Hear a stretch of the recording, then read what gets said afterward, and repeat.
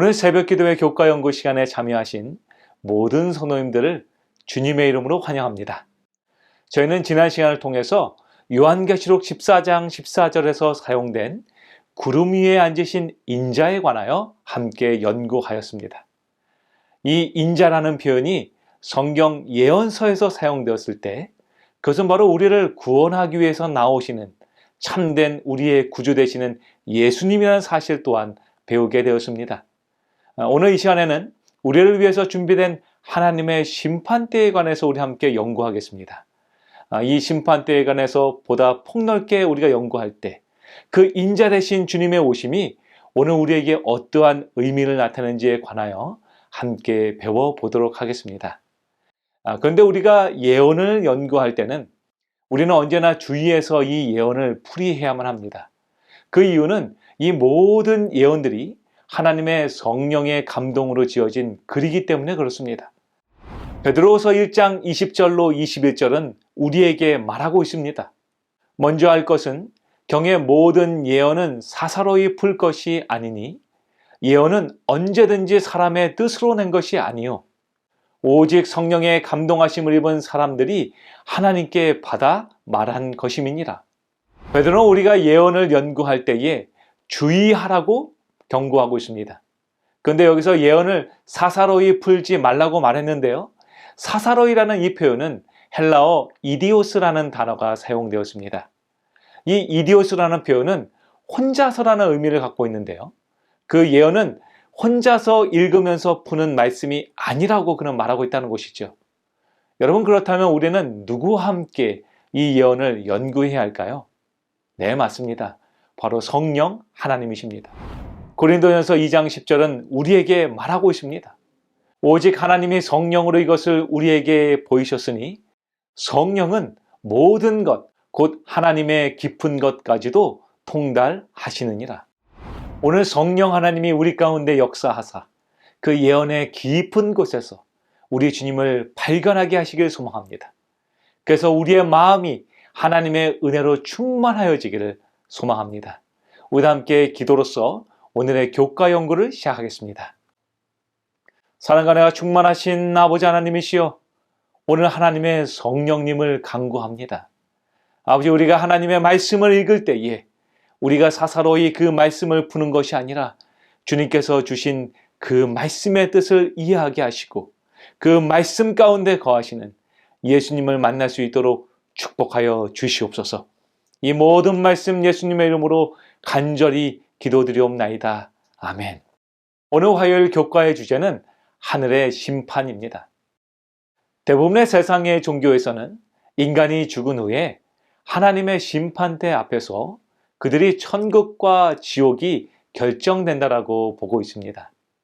따라서 하나님의 심판대 앞에 가기 전까지는 그들이 지옥으로 갈지 아니면 천국으로 갈 수 있을지 알 수 없다라고 주장하고 있죠. 이슬람의 경우도 하나님의 심판대 앞에 섰을 때 하나님의 저울이 선행이 악행보다 많은 것을 가리키면 천국으로 들어갈 수 있다라고 믿고 있습니다. 또한 우리가 잘 아는 카톨릭의 경우도 그 누구도 구원의 확신을 가질 수 없으며 오직 하나님의 심판대 앞에 가 보아야만 그들의 선행으로 천국에 들어갈지 아니면 우리가 잘 아는 것처럼 연옥 또는 지옥에 들어갈지 알 수 있다라고 가르치고 있습니다. 여러분, 그렇다면 우리가 잘 아는 이 성경의 말씀은 오늘 우리에게 하나님의 심판대에 대하여 어떻게 말하고 있을까요? 고린도후서 5장 9절로 10절은 우리에게 다음같이 하나님의 심판대에 관하여 권면하고 있습니다. 그런지 우리는 몸으로 있든지 떠나든지 주를 기쁘시게 하는 자가 되기를 힘쓰노라. 이는 우리가 다 반드시 그리스도의 심판대 앞에 나타나게 되어 각각 선악간에 그 몸으로 행한 것을 따라 받으려 함이라. 보라, 내가 속히 오리니 내가 줄 상이 내게 있어 각 사람에게 그가 행한 대로 갚아주리라. 지금 성경은 우리에게 분명히 말하고 있습니다. 우리 모두가 그리스도의 심판대 앞에 서게 될 것인데 그 심판대 앞에서는 우리가 각각 행한 대로 구원을 얻게 될 것이라는 겁니다. 그러나 여러분, 만약 우리 각 사람이 그 행한 대로만 구원을 받는다면 과연 우리 가운데 얼마나 많은 사람들이 하나님의 구원을 경험할 수 있을까요?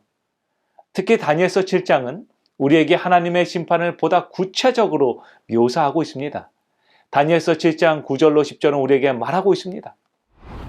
내가 보니 왕자가 놓이고 옛적부터 항상 계신 이가 좌정하셨는데 그의 옷은 희가 눈 같고 그의 머리털은 깨끗한 양의 털 같고 그의 보좌는 불꽃이요 그의 바퀴는 타오르는 불이며 불이 강처럼 흘러 그의 앞에서 나오며 그를 섬기는 자는 천천히요 그 앞에서 모셔선 자는 만만이며 심판을 베푸는데 책들이 펴 놓였더라.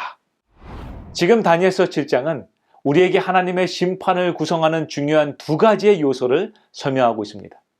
첫 번째 요소는 바로 우리의 심판의 주체 되시는 하나님을 말합니다. 하나님은 공의로 우리의 모든 죄들을 심판하는 주체이십니다. 그리고 하나님의 심판의 두 번째 요소가 등장하는데요. 그것은 바로 우리의 심판의 근간이 되는 책들이 놓였다는 것입니다. 이 책들에 관해서는 요한계시록 20장 12절은 우리에게 다음같이 설명합니다. 또 내가 보니 죽은 자들이 큰 자나 작은 자나 그 보좌 앞에 서 있는데 책들이 펴 있고 또 다른 책이 펴졌으니 곧 생명책이라. 죽은 자들이 자기 행위를 따라 책들에 기록된 대로 심판을 받으니. 여러분, 성경은 우리에게 분명하게 말하고 있습니다. 하나님의 심판대 앞에서는 두 종류의 책들이 펴질 것인데 하나는 우리의 죄의 행위들이 기록된 책들이며 또 다른 책은 바로 생명책이라고 말하고 있습니다. 그리고 성경은 우리에게 분명하게 또다시 말합니다. 누구든지 그 이름이 생명책에 기록되지 못한 사람들은 구원을 얻지 못한다는 것입니다. 결국 우리의 행위로는 도저히 구원을 얻지 못한다라고 하나님은 말씀하고 있는 것입니다. 그런데 하나님의 심판은 그 심판을 구성하는 요소가 두 가지가 아니라 세 가지입니다. 여러분, 그렇다면 다니엘서 7장에 나오는 하나님의 심판의 마지막 세 번째 요소는 과연 무엇일까요? 우리는 다니엘서가 7장 10절에서 맞춰지지 않은 것을 정말로 감사해야 합니다. 하나님은 번민하고 두려워하고 있는 다니엘에게 또 다른 이상을 7장을 통해서 보여주십니다. 다니엘서 7장 13절로 14절은 그 이상을 우리에게 다음같이 말하고 있습니다. 내가 또 밤 환상 중에 보니 인자 같은 이가 하늘 구름을 타고 와서 옛적부터 항상 계신 이에게 나아가 그 앞으로 인도되매 그에게 권세와 영광과 나라를 주고 모든 백성과 나라들과 다른 언어를 말하는 모든 자들이 그를 섬기게 하였으니 그의 권세는 소멸되지 아니하는 영원한 권세요 그의 나라는 멸망하지 아니할 것이니라. 여러분, 얼마나 은혜로운 장면입니까? 하나님의 심판의 마지막 요소가 지금 여기에 등장하는데요. 그것은 바로 우리의 대언자 대신 인자가 등장하는 것입니다. 심판자 대신 하나님 앞에서 우리의 모든 죄의 행위들이 기록된 책들이 펴져 있는 그곳에 바로 인자 대신 우리 주님이 앞으로 나아오신 것입니다. 그리고 어제 우리가 연구한 것처럼 다니엘이 본 것과 똑같은 장면을 사도 요한도 보게 됩니다. 그리고 사도 요한은 그 무서운 하나님의 심판대 앞에서 그가 그토록 그리워했던 인자 대신 예수님을 만나게 됩니다. 근데 여러분, 사도 요한은 그 영광 가운데 계신 인자가 어떻게 해서 그가 그토록 만나고 싶어 했던 예수님이라는 것을 알게 되었을까요? 아마도 그는 주님께서 하늘로 승천하시면서 하신 그 말씀을 기억하였을 것입니다. 사도행전 1장 11절은 주님의 그 약속을 다음과 같이 언급하고 있습니다. 갈릴리 사람들아 어찌하여 서서 하늘을 쳐다보느냐? 너희 가운데서 하늘로 올리우신 이 예수는 하늘로 가심을 본 그대로 오시리라 하였느니라. 아마도 사도 요한은 하늘로 사라지는 그 예수님을 계속해서 바라보았을 것입니다. 그는 구름 너머로 예수님이 사라진 이후에도 한동안 그 구름을 바라보았을 것입니다. 그리고 이제 그의 이상 중에 자신이 바라보았던 그 흰 구름 너머에 면류관을 쓰고 앉아 계신 그의 주님을 그는 발견하게 된 것입니다. 그렇기에 이제 사도 요한은 하나님의 심판대가 더 이상 그의 죄의 행위가 드러나는 무서운 장소가 아니라 그토록 만나고 싶어 했던 그 주님을 만나는 장소라는 것을 알게 된 것입니다. 그래서 요한은 요한일서 5장 22절로 24절에서 다음같이 말하고 있습니다. 아버지께서 아무도 심판하지 아니하시고 심판을 다 아들에게 맡기셨으니 이는 모든 사람으로 아버지를 공경하는 것 같이 아들을 공경하게 하려 하심이라. 아들을 공경하지 아니하는 자는 그를 보내신 아버지도 공경하지 아니하느니라. 내가 진실로 진실로 너에게 이르노니 내 말을 듣고 또 나 보내신 이를 믿는 자는 영생을 얻었고 심판에 이르지 아니하나니 사망에서 생명으로 옮겼느니라. 지금 요한은 하나님의 심판대가 없다라고 주장하고 있지 않습니다. 그는 하나님의 심판의 그날이 있다라고 말하고 있습니다. 그러나 인자 되신 주님을 발견한 순간 이제 하나님의 심판대는 바로 예수님의 심판대로 바뀌었다는 것이죠. 그리고 그분을 믿는 자에게는 이미 영생이 주어졌으며 사망에서 생명으로 옮겨진 상태라고 그는 말하는 것입니다. 여러분, 사도 바울 역시 이와 비슷한 하나님의 심판을 묘사하고 있습니다. 그는 로마서 8장 1절로 2절에서 말하고 있습니다. 그러므로 이제 그리스도 예수 안에 있는 자에게는 결코 정죄함이 없나니 이는 그리스도 예수 안에 있는 생명의 성령의 법이 죄와 사망의 법에서 너를 해방하였습니다. 여러분, 우리 예수님 안에서는 결코 정죄함이 없습니다. 그렇기 때문에 하나님의 심판대는 이미 그리스도의 의의 안에서 감추어진 모든 성도들에게는 두려움과 떨림의 장소가 아닌 그리웠던 우리 주님을 만나는, 우리를 위해서 이미 주어진 구원을 맛보는 축복의 장소라는 것입니다.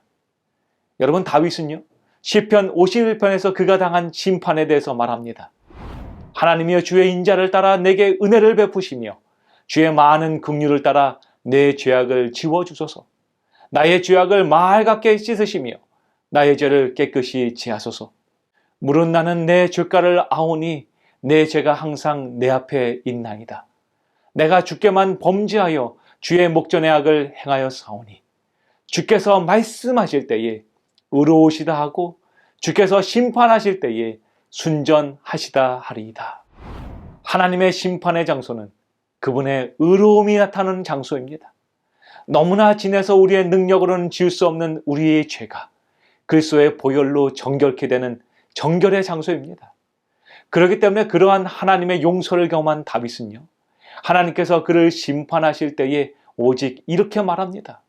그분은 의로우시다. 그분은 순전하시다.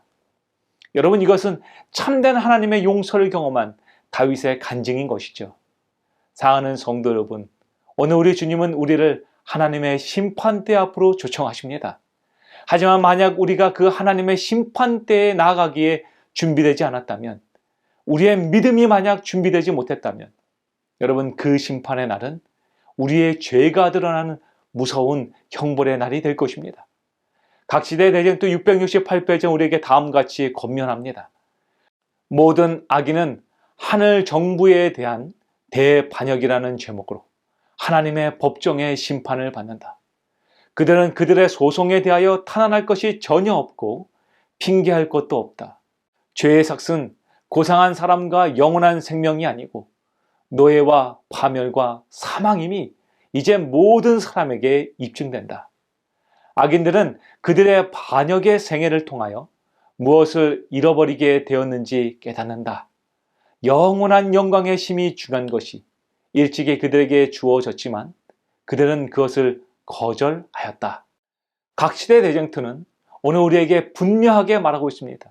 이미 우리에게는 선택의 시간이 주어졌다는 것입니다.